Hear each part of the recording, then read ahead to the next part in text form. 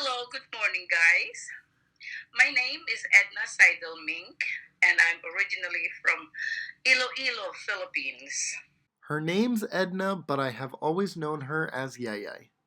How did you just pick the name Yaya, like for you? Oh, because Yaya is a sweet name for a nanny in my country. When I was born, both my parents were working professionals at the World Bank who didn't want to leave their jobs in order to raise kids. So when I was 2 months old, I met Yaya. She's been a second mom to me ever since. I think the nanny relationship is really interesting from a sociological perspective because rarely do we associate love and money, yet nanny relationships are often intensely emotional, which doesn't surprise me. Growing up, I spent more time with Yaya than either of my parents. She was the one who changed my diapers, and she was the shoulder I cried on after my first breakup. She's been to every graduation and every prom.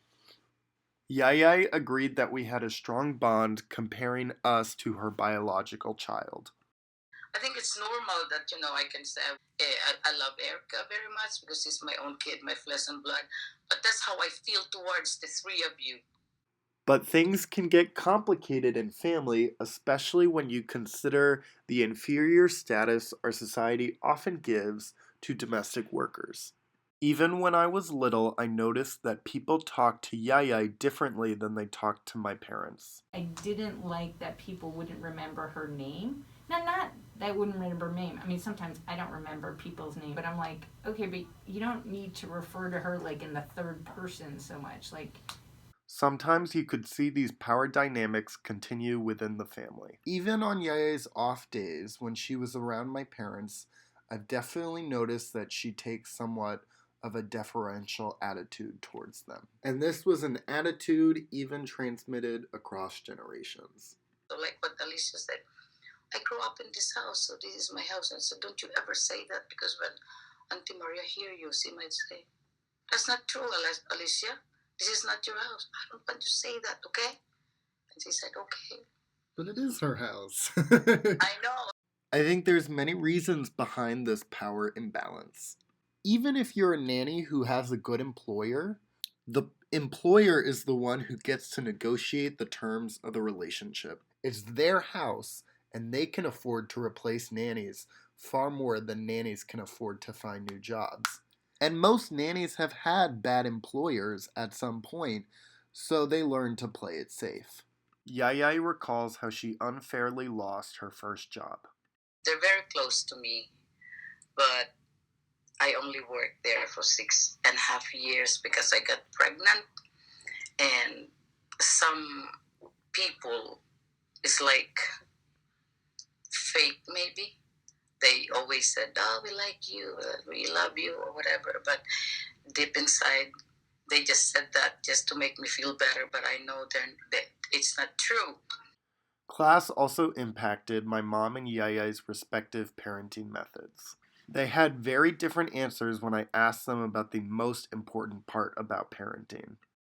making sure like you were well placed probably for education. Love and support my kid no matter what. That's not to say that love and support wasn't important to my mom, but she was probably right when she said, No, Yaya is not going to focus on whether or not you need to go to like swim team practice at like 4:45 in the morning. a major change happened in our family when in 2008, Yaya's daughter got pregnant. My daughter Erica got pregnant before she turned 18. And it seems like my whole world, like the whole world, collapsed on me. It just wasn't perceived as good news. The big fear was that teenage pregnancy would endanger Erica's college education. She had gotten into the University of Maryland. She had talked to Edna about maybe not pursuing that.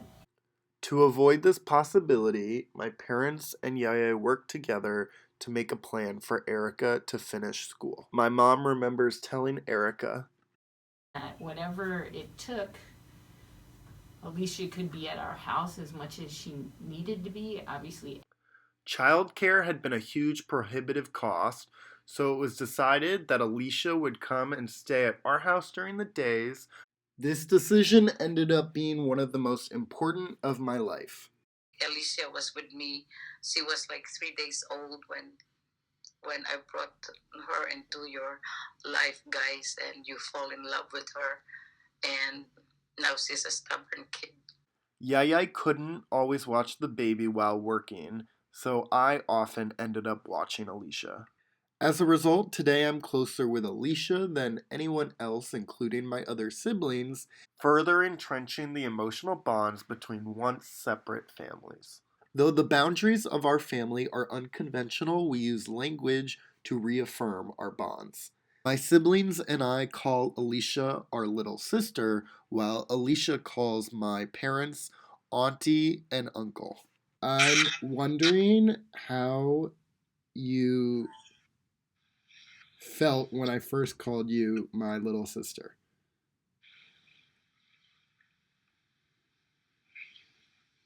Happy. Because I mean, I just spent so much time with you. It just feels like I'm your little sister. though we continue to navigate issues of class, race, and what it means to be a family, I look forward to spending my summer with Yaya, Alicia, and the rest of the gang.